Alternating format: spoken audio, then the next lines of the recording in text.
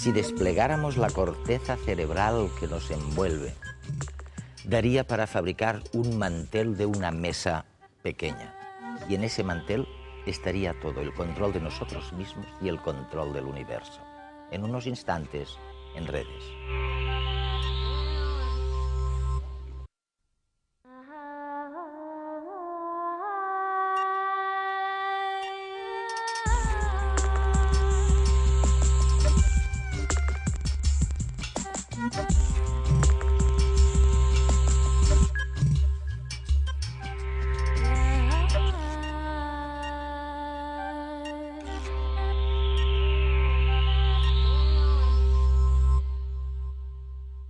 Si desplegáramos la corteza del cerebro de una rata, daría para un sello de correos.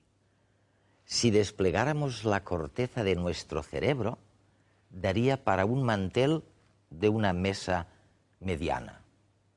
Y en ese mantel estaría nuestra conciencia, la capacidad de controlar nuestro cerebro, de controlar a los demás y de controlar el universo. Casi sin saberlo, estamos descubriendo lo que de verdad nos ha hecho humanos. El cerebro puede deteriorarse por un traumatismo o a consecuencia de una enfermedad neurodegenerativa. ¿Pero pueden recuperarse las facultades perdidas por estas causas? La respuesta es que en parte sí.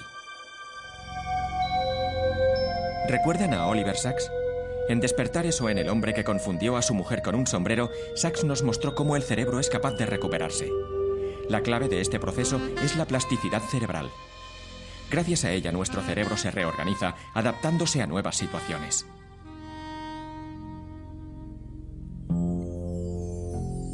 Un circuito dañado no puede repararse como lo haría un golpe o un arañazo en la piel. Nuestras neuronas, cuando somos adultos, han perdido en gran medida la capacidad de dividirse. La estrategia del cerebro es entonces brillante. Busca otras neuronas con las que suplir las funciones de la zona dañada. Y viceversa. Tras perder una mano, la parte del córtex dedicada a su control queda sin función. Entonces nada se desaprovecha. Poco a poco las zonas de alrededor van invadiéndola, aprovechando los recursos disponibles.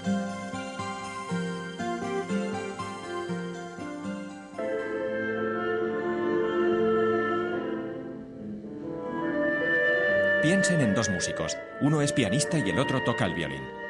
Y ahora imaginen el córtex cerebral como un mapa donde están localizados los diferentes órganos del cuerpo, incluidas las manos con las que estos músicos tocan. Pues bien, una buena idea de plasticidad es esta.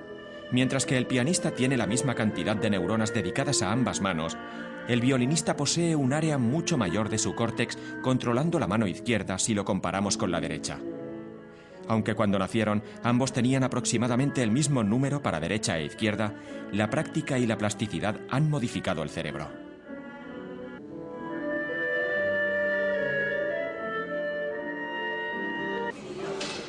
Aún sabemos poco sobre los mecanismos precisos que controlan la plasticidad cerebral. Conocerlos no solo haría avanzar las neurociencias increíblemente, sino que sus aplicaciones en neurorehabilitación serían también inmensas. Dentro de este campo, un centro de referencia y pionero en tratamiento e investigación en España ha sido el Instituto Guttmann de Barcelona. Hoy veremos cómo funciona el instituto por dentro y entrevistaremos a Giacomo Rizzolatti y Álvaro Pascual Leone, dos figuras destacadas dentro del campo de las neurociencias y participantes en las 15ª Jornadas Técnicas del Instituto Guttmann.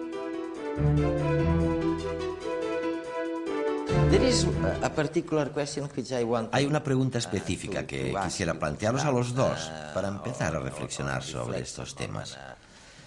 Hay cosas, ¿sabes?, en el cerebro que resultan inquietantes. Inquietantes porque son difíciles de entender. En primer lugar, me refiero a las ilusiones, los espejismos. De repente una noche salgo al balcón y veo la luna. Oye, la luna en el horizonte. Y parece tan grande, casi tan grande como la propia Tierra. Ya sé que no ha cambiado de tamaño la luna, que la distancia es la misma, que su tamaño permanece igual, así que el cerebro obviamente me está engañando. Me dice algo que no es cierto. Y hay 1 millón de ilusiones así, ¿verdad? Creo que por lo general se piensa en el cerebro como un recipiente que obtiene cierta información y la dota de sentido, la procesa después. Pero me parece que esto es fundamentalmente erróneo. Simplemente no funciona así. Creo que básicamente lo que hace el cerebro es generar una expectativa. Ajá. Realiza una predicción sobre lo que debe esperar. Ahora, por ejemplo, me has formulado una pregunta esperando una respuesta. Tal vez no sepas exactamente qué diré, pero tienes ciertas expectativas sobre lo que diré y cómo lo diré, etc. Si surge algo totalmente aparte y distinto a lo esperado, se produce un conflicto entre tú, es decir, entre lo que esperas y lo que obtienes. Creo que nuestro cerebro está codificado para generar expectativas y detectar lo inesperado. Así que, en último término, las ilusiones no son más que un momento de desequilibrio inesperado entre lo que esperamos que suceda y la realidad que se nos presenta. Exacto. Podemos hablar más sobre ello, pero sí. Creo que es una manera distinta de pensar sobre la percepción, al final. Puesto que la percepción, si la analizamos así, fundamentalmente no puede separarse de la acción. No se puede pensar en captar el mundo, percibir el mundo, sin aceptar que el objetivo de dicha capacidad es poder actuar sobre el mundo. Y si esto es así, si nos preparamos para actuar, en tal caso establecemos una expectativa de la percepción antes incluso de recibir ninguna señal. Está claro, así que al parecer todo esto es posible cuando ver y hacer resultan casi lo mismo para el cerebro. Pero, ¿hay alguna diferencia entre ver e imaginar? Sí. ¿Sí? ¿No crees? De hecho, hace poco hicimos un estudio. Una persona de mi laboratorio lo hizo, Amir Ahmedi.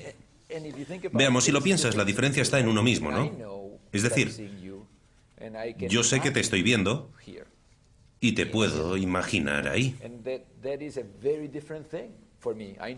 Es algo muy distinto para mí. Sé que es algo muy distinto. De hecho, si no supiera que es algo diferente, dirías que estoy enfermo, que padezco algún tipo de alucinación, que necesito un psiquiatra. Como sé que es distinto, tiene que haber una diferencia en el cerebro. Y lo que creo que cabe destacar es que durante mucho tiempo la neurociencia ha recalcado el hecho de que muchas estructuras neuronales, muchos de los sistemas cerebrales que nos permiten ver, se activan de un modo muy parecido al imaginar. Eso es. Es lo que decías, pero si es tan parecido, ¿por qué lo sentimos como algo totalmente distinto? A ver, la pregunta es, ¿qué más sucede en el cerebro que hace que sea tan distinto? Y lo que Amir Ahmedi afirma en el estudio que ha llevado a cabo en mi laboratorio es que lo que sucede cuando imaginamos es que además de activar el sistema visual se desactiva la entrada de datos auditivos, somatosensoriales y visuales del ojo. Se inhiben estas otras áreas activamente. Si no las inhibes, en eso consiste ver. Porque el argumento fundamental es que al ver no solo estamos viendo, también estamos tocando, también nos estamos preparando mentalmente para actuar. Y todo esto requiere Todo lo anterior. una captación de todos los sentidos. Al imaginar no se pretende actuar y por tanto se activa únicamente el sistema visual. Pero está la imaginación motriz. También puedes imaginar que haces algo. Puedes imaginar que estás jugando a tenis en este momento. ¿Mueves algo? No, no mueves nada. Imaginas que juegas al tenis, ¿sabes? Es un buen entrenamiento, porque pensar en el movimiento mejora tus destrezas e incluso tu fuerza. Parece una locura, pero es así. Así que cuando piensas que juegas a tenis, ¿qué sucede? Activas la misma estructura que normalmente utilizas para jugar a tenis, pero además activas lo que llamamos pre-SMA, un área que conecta el lóbulo frontal y el sistema motor.